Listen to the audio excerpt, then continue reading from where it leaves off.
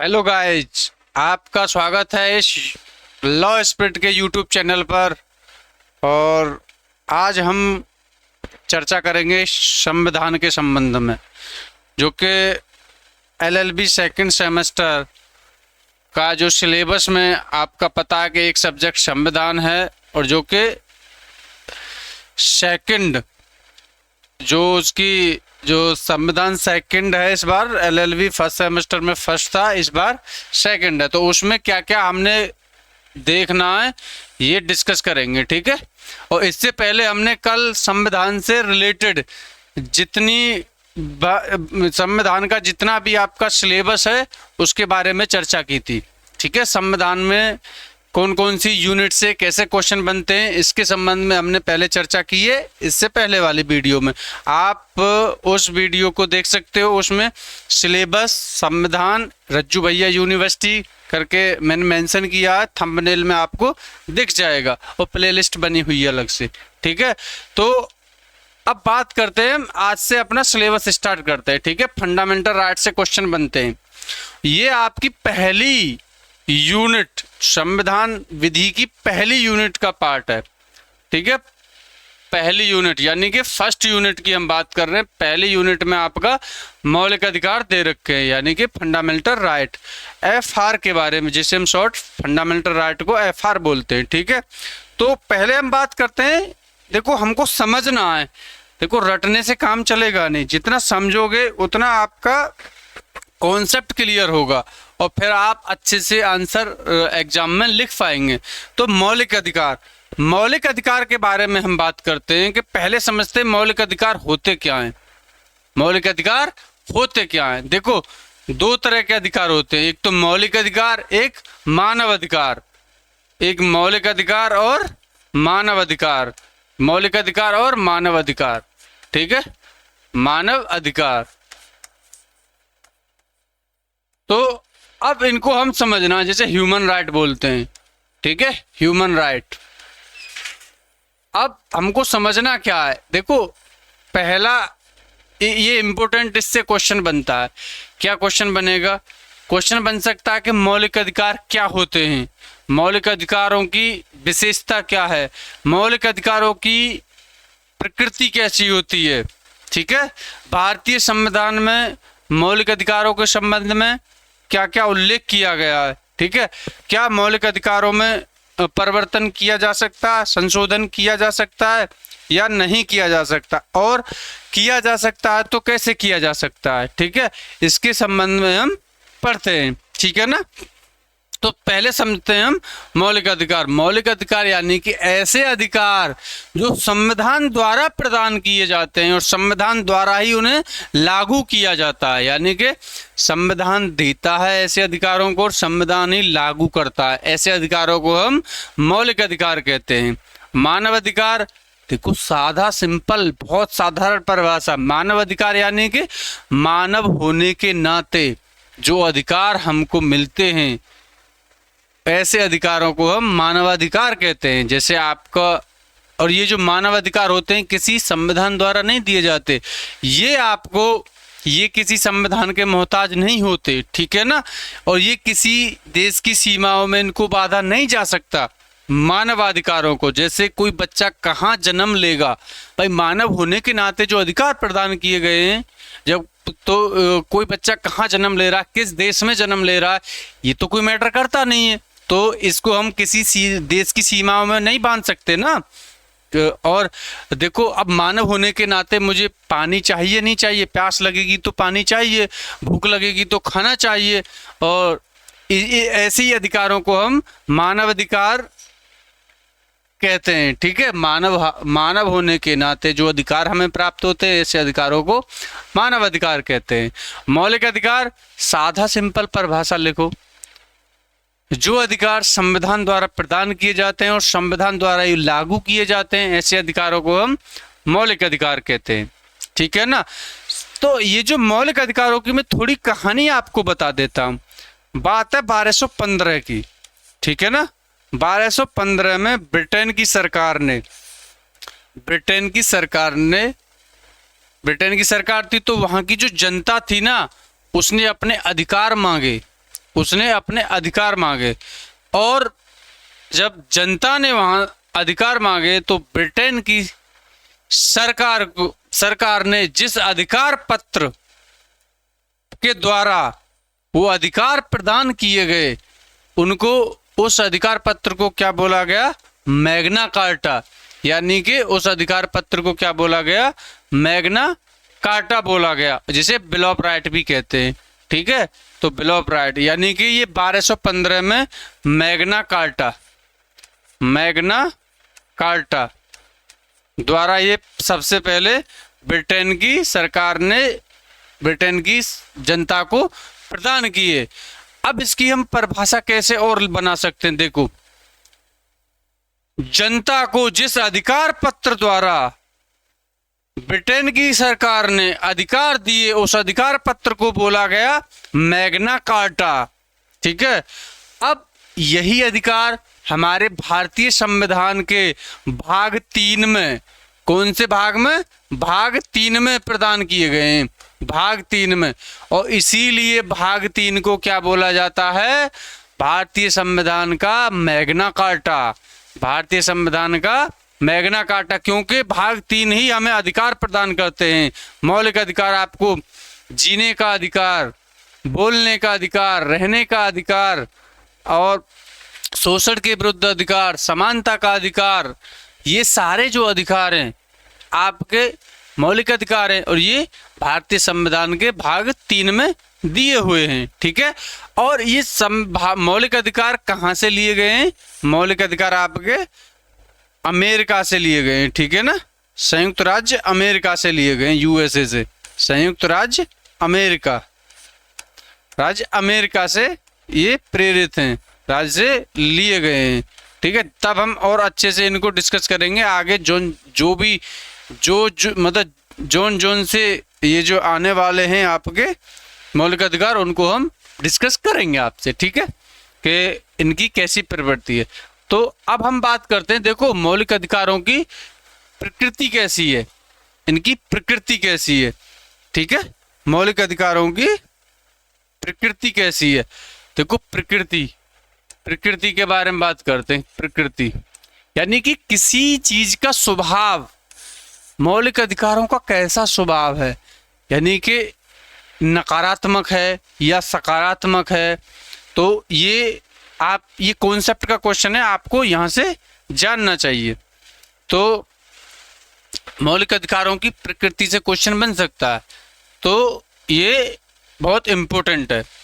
तो प्रकृति यानी कि देखो, जब भी हम मौलिक अधिकार पढ़ते हैं कि राज्य ये नहीं करेगा, राज्य आजादी को नहीं छीनेगा, राज्य किसी की स्वतंत्रता को नहीं छीनेगा, राज्य किसी के साथ भेदभाव नहीं करेगा, ये जो नहीं शब्द हमको मिलता है ना, राज्य ये नहीं करेगा, राज्य ये नहीं करेगा, तो राज्य ये नहीं करेगा, तो यह राज्य यह नहीं करेगा। तो इनसे हमें क्या फील होता है कि इनकी जो प्रकृति है ना नेगेटिव है, यानी कि नकारात्मक प्रकृति के हैं। मैक्सिमम जो मौलिक अधिकार हैं आपके नेगेटिव यानी कि नकारात्मक प्रकृति रखते हैं, नकारात्मक। चलो ठीक है, इनकी प्रकृति हमें पता चला। ठीक है, अब थोड़ा और इनकी परिभाषा में मैं आपको और बता देता हूं थोड़ा। देखो, एक गोलकनाथ का केस हुआ था, गोलकनाथ का केस था, 1967 की बात है। गोलकनाथ के केस में गोलकनाथ 1967 न्यायाधिपति यानी न्यायाधिपति सुब्बा राव ने क्या कहा इनके बारे में, मौलिक अधिकारों के संबंध में क्या कहा कि मौलिक अधिकार प्राकृतिक यानी कि नैसर्गिक और अप्रतिदेय हैं। नैसर्गिक और अप्रतिदेय, नैसर्गिक और अप्रतिदेय। अप्रतिदेय का मतलब क्या होता है? अप्रतिदेय का मतलब है इनको छीना नहीं जा सकता, यानी इन अधिकारों को राज्य छीन नहीं सकता, ठीक है, और इन्हें आप अपनी मर्जी से छोड़ भी नहीं सकते, इसीलिए इनको अप्रतिदेय कहा, ठीक है। याद रखना इसमें इसका अर्थ क्या होता है, इनको छीना नहीं जा सकता और इन्हें आप अपनी मर्जी से छोड़ भी नहीं सकते, ठीक है। ये यहां से आपको इसकी प्रकृति तो पता चल रहा है इससे किस प्रकार के हैं ये, ठीक है। ये सुब्बाराव ने कहा था। और यहीं पर एक न्यायाधिपति और बेग साहब, ठीक है, न्यायाधिपति बेग।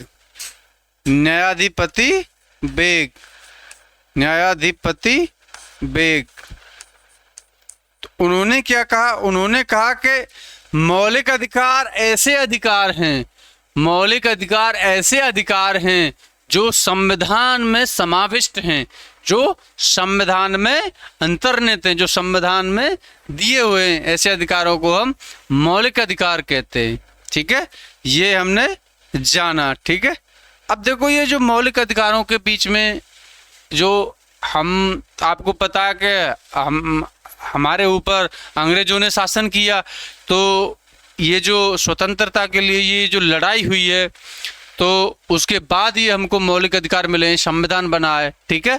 तो इसके संबंध में मैं आपको एक केस बताता हूँ, मेनका गांधी का केस है। मेनका गांधी के केस में ये कहा गया कि ये जो मौलिक अधिकार है ना, स्वतंत्रता का संघर्ष का परिणाम है, स्वतंत्रता के संघर्ष का परिणाम हमको मौलिक अधिकार मिले, ठीक है ना। ये मेनका गांधी के केस में कहा। इसके बाद आपको एक केस और याद रखना है, एम नागराजन का केस, ठीक है। एम नागराजन, ये देखो इसमें आप इतने लिख सकते हो, एम नागराजन का केस, एम नागराजन। तो इसमें पता क्या है, इस केस में सुप्रीम कोर्ट ने कहा कि मौलिक अधिकार कोई राज्य द्वारा दान नहीं दिए गए, इनको कोई दान में नहीं दिया गया, ये स्वतः ही पहले से ही अंतर्विष्ट हैं, ये तो केवल पुष्टि करते हैं, इनकी पुष्टि करते हैं, ये कोई हमको दान में नहीं दिया, जबकि इनका तो जो वजूद है, जो अस्तित्व है, पहले से ही मौजूद है, ठीक है। ये बात की गई थी एम नागराजन के केस में। तो आपको पता चल रहा है कि ये कितना इंपॉर्टेंट पार्ट है आपका, ठीक है, मौलिक अधिकार का।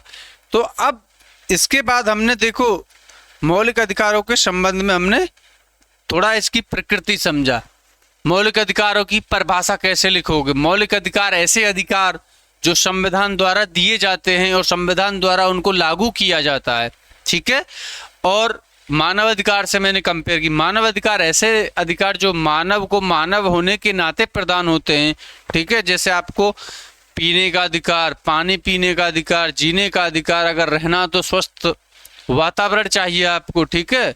तो ये एक मानव होने के नाते आपको अधिकार मिलने चाहिए, ऐसे अधिकारों को मानव अधिकार कहते हैं, ठीक है। यहाँ तक मामला क्लियर है आपका।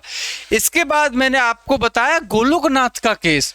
गोलकनाथ के केस में जज साहब थे, जज साहब कौन से थे, जज साहब थे डॉक्टर सुब्बाराव ने क्या कहा था कि मौलिक अधिकार नैसर्गिक और अप्रतिदेय हैं, मौलिक अधिकार नैसर्गिक और अप्रतिदेय हैं।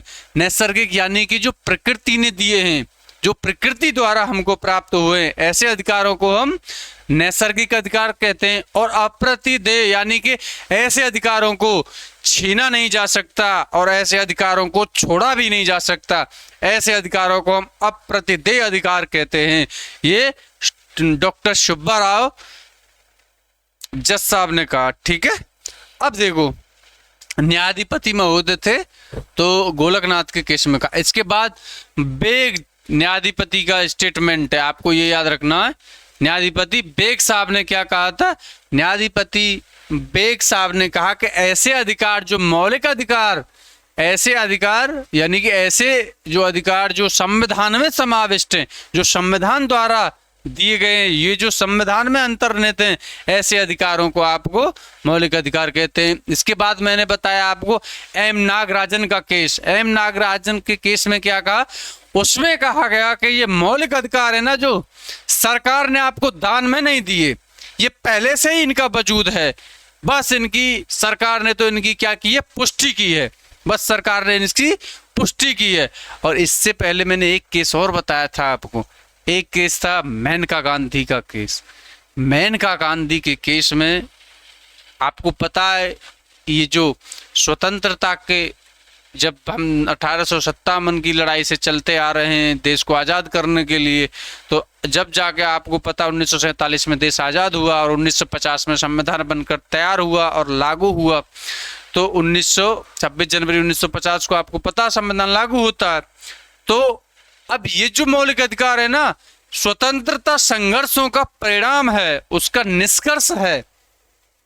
तो ये बात कही मेनका गांधी के केस में। तो आपको ये जो सारे जो पॉइंट मैं बता रहा हूं, ये आपको याद होने चाहिए। सबसे पहले जो मैंने आपको कहानी बताई थी, याद नहीं करना, मैं कह रहा हूं समझना चीजों को, ठीक है। 1215 में ब्रिटेन की जो सरकार थी, उसने जिस अधिकार पत्र द्वारा जनता को जो अधिकार दिए, उस अधिकार पत्र को Magna carta, bill of right बोला गया, ठीक है। इन अधिकारों को बिल ऑफ राइट बोलते हैं। और जो अधिकार, जिस पत्र द्वारा ये अधिकार प्रदान किए गए, उस अधिकार को बोला गया 1215 में मैग्ना कार्टा, मैग्ना कार्टा। और इसीलिए भारतीय संविधान के भाग 3 द्वारा आप लोगों को क्या प्रदान किया जाता है, मौलिक अधिकार। तो भाग 3 को भी क्या बोला जाता है, मैग्ना कार्टा बोला जाता है। भाग 3 को मैग्ना कार्टा बोला जाता है। ये बहुत इंपॉर्टेंट पार्ट है आपका, ठीक है। अब देखो यहां से अब कहानी बनेगी। ये जब ये इतने इंपॉर्टेंट हैं, यानी कि किसी व्यक्ति के या नागरिक के जीवन में बौद्धिकता, आध्यात्मिकता, नैतिकता को बढ़ावा देते हैं ये, ठीक है। अगर मौलिक अधिकार नहीं रहेंगे तो आपकी आज़ादी छिन जाएगी। जीने का अधिकार, घूमने का अधिकार, आप पढ़ते हो आर्टिकल 19 में, वाक एवं अभिव्यक्ति का अधिकार, प्रेस की स्वतंत्रता, आप कुछ भी बोल सकते हो, कहीं भी जा सकते हो, घूम सकते हो, कोई व्यापार कर सकते हो, ये सब मौलिक अधिकार हैं। अब इनकी आपको पता है इनकी वैल्यू क्या है, क्या इनको सरकार रिस्ट्रिक्ट कर सकती है, निर्बंधन कर सकती है, यानी इन पर रोक लगा सकती है। कहने का मतलब आपकी बोलने की आज़ादी पर सरकार रोक लगा सकती है क्या, और लगा सकती है तो किन किन आधारों पर लगा सकती है, ये सारी चीजें हम आगे बहुत गहराई में पढ़ने वाले हैं। अभी मैं आपको मौलिक अधिकारों को थोड़ा इंट्रो दिया है मैंने, मौलिक अधिकार की परिभाषा से क्वेश्चन बन सकता है।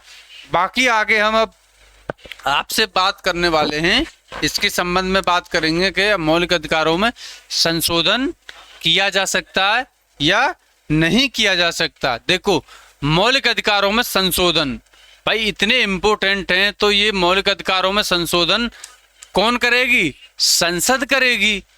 मौलिक अधिकारों में संशोधन, देखो यहां से बहुत इंपॉर्टेंट क्वेश्चन है ये, क्या संसद मौलिक अधिकारों में संशोधन कर सकती है, यानी मौलिक अधिकारों को कम कर सकती है या नहीं कर सकती।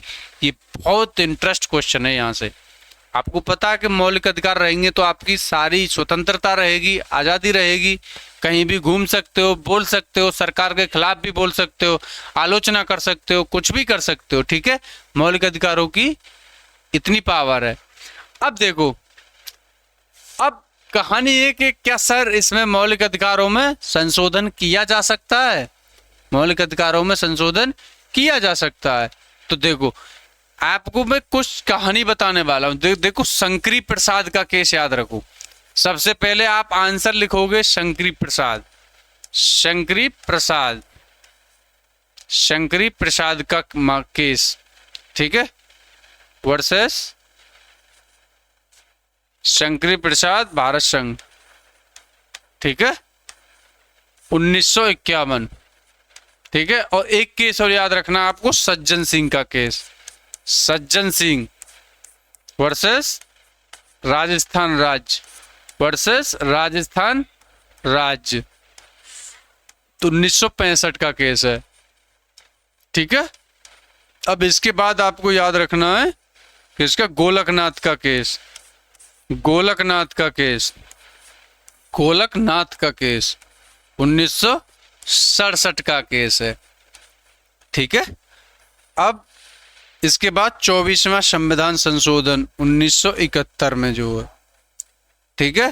फिर आएंगे हमारे केशवानंद भारती केस, ठीक है, केशवानंद भारती।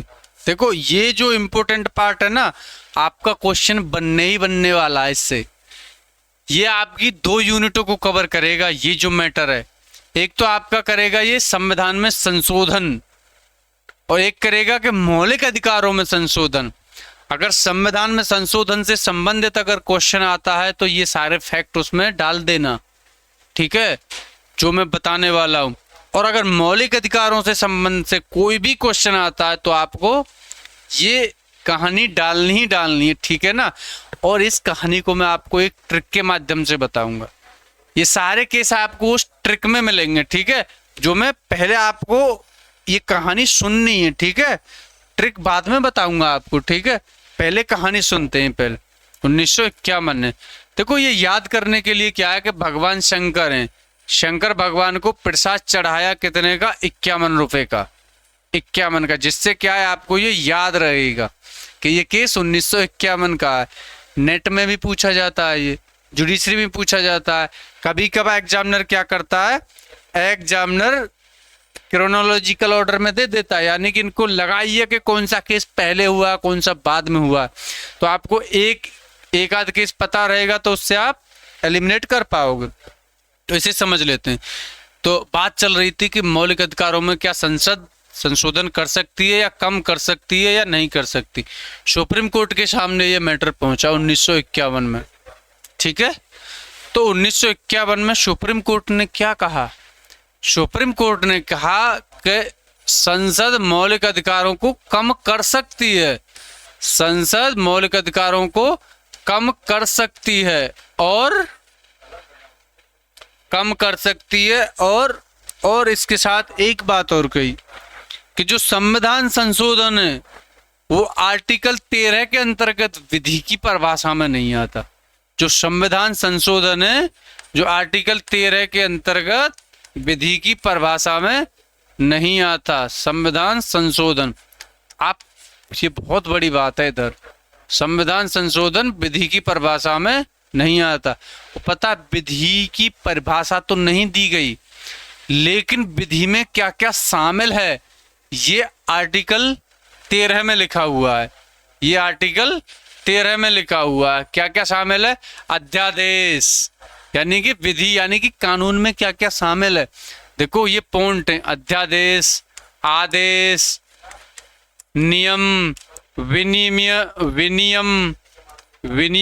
विनियम और रूढ़ी, प्रथा, अधिसूचना, ठीक है, अधिसूचना। लेकिन पता है संविधान के इस आर्टिकल में कहीं नहीं लिखा कि संविधान संशोधन भी विधि है। बड़ा रायता फैल गया इधर सुप्रीम कोर्ट ने कहा कि संविधान संशोधन विधि की परिभाषा में नहीं आता, संसद कम कर सकती है मौलिक अधिकारों को। देखो मौलिक अधिकारों की रक्षा करने के लिए कौन बैठा है, सुप्रीम कोर्ट, हाई कोर्ट। लेकिन सुप्रीम कोर्ट ने कहा कि संसद मौलिक अधिकारों को भी कम कर सकती है इन 2 केस में। तो उस समय आप ये सोचिए कि उस समय सरकार का साथ सुप्रीम कोर्ट दे रहा था, क्योंकि उस समय देश आजाद हुआ था, ताजा मैटर था। तो सरकार ने कहा कि बाद में सरकार का अभी साथ देते, बाद में देख लेंगे, ठीक है। तो 1951 में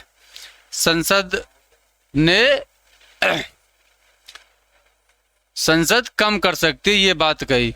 अब देखो, और यही बात सज्जन सिंह में कही, ये दोनों एक ही बात है, ठीक है। और आर्टिकल 13 के अंतर्गत संशोधन, जो आर्टिकल 13 में जो विधि की परिभाषा है संविधान संशोधन, उसमें नहीं आता। संविधान संशोधन विधि की परिभाषा में नहीं आता, ये बात लिखी थी इसमें। अब देखो बात हुई 1967 की। 1967 में गोलकनाथ के केस में, अब तो आपको पता 15-16 साल हो गए। 15-16 साल बाद सुप्रीम कोर्ट को लगा कि अब मामला गड़बड़ है, अब कुछ अलग थलग करना पड़ेगा, नहीं तो संसद मौलिक अधिकारों में ज्यादा हस्तक्षेप करेगी। तो फिर पता है क्या कहा गोलकनाथ ने, कहा कि संविधान में मौलिक अधिकारों को, संसद मौलिक अधिकारों को कम नहीं कर सकती, संसद मौलिक अधिकारों को कम नहीं कर सकती, मौलिक अधिकारों को कम नहीं कर सकती। और ये जो संविधान संशोधन है वो विधि की सब परिभाषा में भी आता है, आर्टिकल 13 में भी आता। आर्टिकल 13 में मैंने आपको बताया कि क्या क्या शामिल है, अध्यादेश, आदेश, अधिनियम, रूढ़ि, प्रथा, अधिसूचना, लेकिन ये नहीं लिखा था उसमें कि संविधान संशोधन भी विधि में आता है। लेकिन ये सुप्रीम कोर्ट ने गोलकनाथ में कहा कि आर्टिकल 13 के अंतर्गत संविधान संशोधन भी विधि की परिभाषा में आता है, ये कहा सुप्रीम कोर्ट ने। चलो ठीक है, अब तो गड़बड़ हो गई कहानी। अब मामला सरकार से टक्कर है ना, संसद बोले तो सरकार, आपको पता ही है। अब ये जो मामला था इधर गोलकनाथ में पलट दिया ये कहानी पूरी। अब इस मामले को फिर सही करने के लिए सरकार ने क्या किया, उस समय 24वां संविधान संशोधन किया 1971 में। जब 24वें संविधान संशोधन द्वारा संविधान में संशोधन करके ये जोड़ दिया 13(4) में कि विधि शब्द के अंतर्गत, विधि शब्द के अंतर्गत संविधान संशोधन नहीं आता है, विधि शब्द के अंतर्गत संविधान संशोधन नहीं आता है। अब तो मामला गड़बड़ है। अब फिर ये मामला सुप्रीम कोर्ट पहुंचा 13(4) को लेकर, और ये केशवानंद भारती के केस में इस 24वां संविधान संशोधन को क्या किया गया, 24वां संविधान संशोधन को क्या किया गया, चैलेंज किया गया।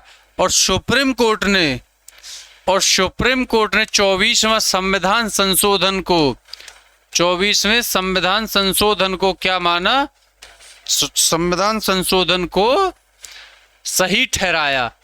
इसमें 24वें संविधान संशोधन को सही ठहराया और सुप्रीम कोर्ट ने कहा कि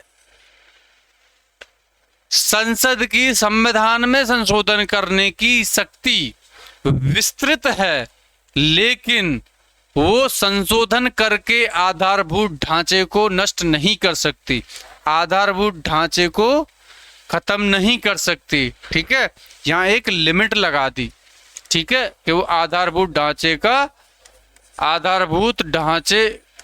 नष्ट नहीं कर सकती, आधारभूत ढांचे को नष्ट नहीं कर सकती। अब देखो इसके बाद 24वें के बाद क्या होती है, संविधान संशोधन वैलिड था। अब इसके बाद बात लगी सरकार को कि सरकार इस पर लिमिट लगा दी थी सुप्रीम कोर्ट ने कि आप आधारभूत ढांचे का वायलेशन नहीं कर सकते। तो 42वें संविधान संशोधन द्वारा संसद ने 368 में संविधान संशोधन करके ये लिख दिया कि संसद की संविधान में संशोधन करने की शक्ति सर्वोच्च है, यानी कि सुप्रीम है, संसद कुछ भी कर सकती है। और ये जो संविधान संशोधन है इसको न्यायालय में भी चुनौती नहीं दी जा सकती। बहुत बड़ी बात थी ये। 368 4 और 5 यही कहते थे, 368 और 5 ये 42वें संविधान संशोधन जोड़ के ये कहा कि संसद संविधान में संशोधन करने की जो शक्ति है सर्वोच्च है, और ये जो संविधान है इसको न्यायालय में भी चुनौती नहीं दी जा सकती। यानी कि आप संविधान में संशोधन कुछ भी करोगे और उसको न्यायालय में भी चुनौती नहीं दे सकोगे। ये बात बहुत बड़ी थी। तो अब इसी चीज को चैलेंज किया गया मिनर्वा मिल्स के केस में। ठीक है, मिनर्वा मिल्स 1980, मिनर्वा मिल्स 1980। तो इस केस में सुप्रीम कोर्ट ने 368 और 368 4 और 368 5 को यह कहते हुए असंवैधानिक घोषित कर दिया ये कहते हुए संवैधानिक घोषित कर दिया कि ये प्रोविजन 368 और 4 संविधान की आधारभूत ढांचा का वायलेशन करते हैं, यानी उल्लंघन करते हैं, उसका हनन करते हैं, ये संविधान के आधारभूत ढांचे को खत्म करते हैं, उसको नुकसान पहुंचाते हैं, इसलिए इसको असंवैधानिक घोषित कर दिया। इस पार्ट को खत्म किया गया। ठीक है, मिनर्वा मिल्स तक कहानी। तो ये कहानी आज हमने समझी भारतीय संविधान के मौलिक अधिकारों से संबंधित। ठीक है, अब मिलेंगे आपको नेक्स्ट आर्टिकल 13 के संबंध में बात करेंगे और 12 के संबंध में। आप लॉ स्प्रेड पर जुड़े रहिए और ऐसे ही वीडियो को शेयर करिए अपने दोस्तों को और अपने साथियों को, सभी लोगों को। और LLB सेमेस्टर एग्जाम की तैयारी करने के लिए आप लॉ स्प्रेड पर लगातार बने रहिए। आपका एग्जाम बहुत जल्दी है। धन्यवाद। Thank you.